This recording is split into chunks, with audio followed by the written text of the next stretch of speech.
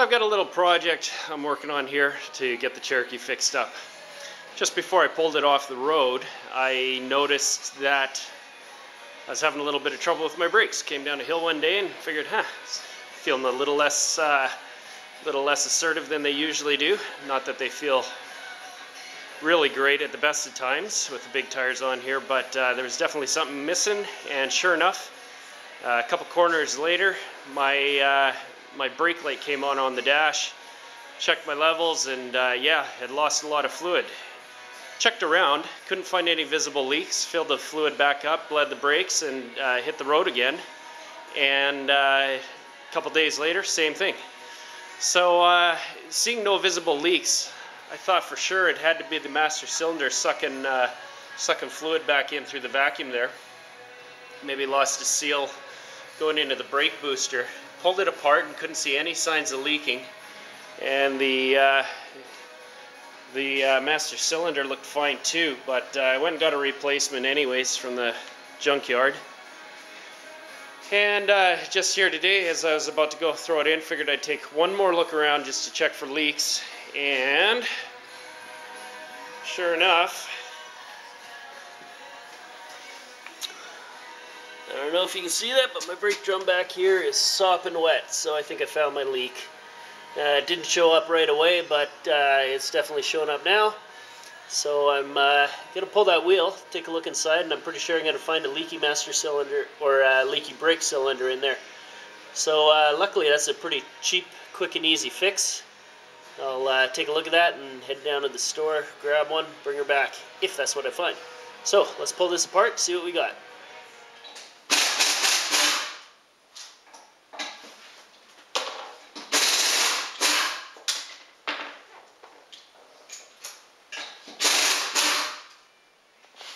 So as you might expect, the brakes have been adjusted out enough that I can't get over the lip on the back, so we're going to have to adjust those brakes in so we can get the drum off. So as far as brakes go, see about some light here. These are generally bad things that you want to find. Here you can see clearly it's leaking away. It's been wet there, and everything is fully saturated. In conjunction with that, I don't know if you can see that, but the lining there is separating from the backing. Same thing down at the bottom there. Not good. It's getting down pretty darn thin right there. You can see it wearing right through, so I need new brakes. Can't sell this thing like that. So I guess I need more than a cylinder for this sucker. So I'll head on down, go get some parts. Luckily for these things, the shoes are real cheap. And so are the cylinders. So yeah, I'm heading downtown, gonna go get some parts, and I will be back shortly. Alright, so we got our stuff here. Got a new cylinder there, and a new set of shoes. Be aware when you're getting shoes for your Cherokee that there are two different sizes. There's the 2.5 inch ones, and I think the other ones are like 1 3/4 or something like that. They're substantially narrower. Make sure you get the right ones. So, let's get things ripped apart here. Get the old stuff pulled off and the new thrown back on. So sometimes when you're working on these things, the fitting refuses to come off, and you got to cut the line in order to get it out. Come on, miss it. On the back of the brake line there. So I had to cut this because I was just stripping that. Sometimes they're just so worn in there, so rusted in there. There's no way of getting them out. So no big deal. Just replace the line. It's a short little piece, and then we're back on the road. However, I got to go back into town and go get myself one. So we got the brake shoes off, and as you can see there, they're in sad shape. All peeling apart. That's coming right off, so yeah, it's about time we replace these. So when you're putting things back together, one of the things you want to check is your little star gear brake adjusters. So little bit of never sees on these goes a long way. Mine are actually still in really good shape. A lot of times you'll pull your brakes apart And especially if you've been doing any wheeling and getting into any water, these things are frozen right solid.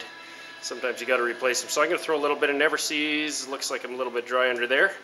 And the rest of it looks great. So we'll get that back together and get these shoes assembled back on the backing plates.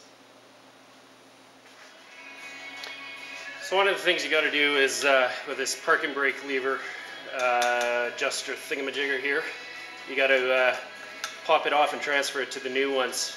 So there's a little horseshoe clip right here. This needs to pop off.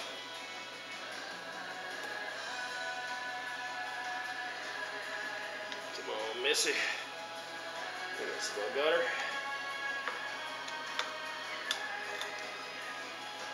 There we go. Simple as that.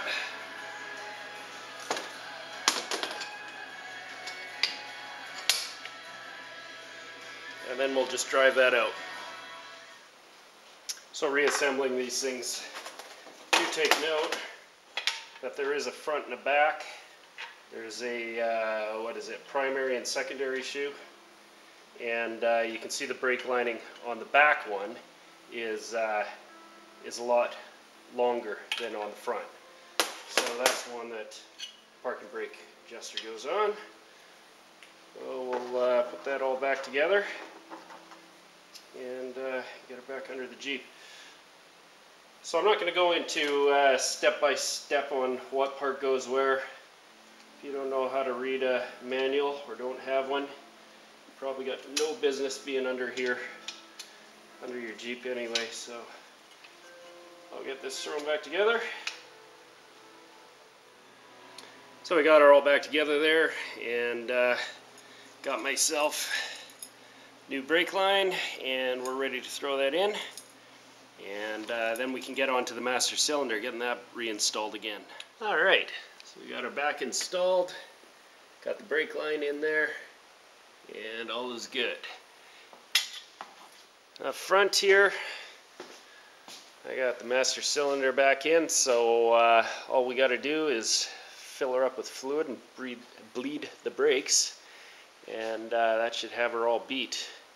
Unfortunately, I'm all by myself here, so I'm going to have to wait till I get some help to help bleed the brakes. And I'm out of time here tonight anyway, so that'll be for another day. But that's the job basically done.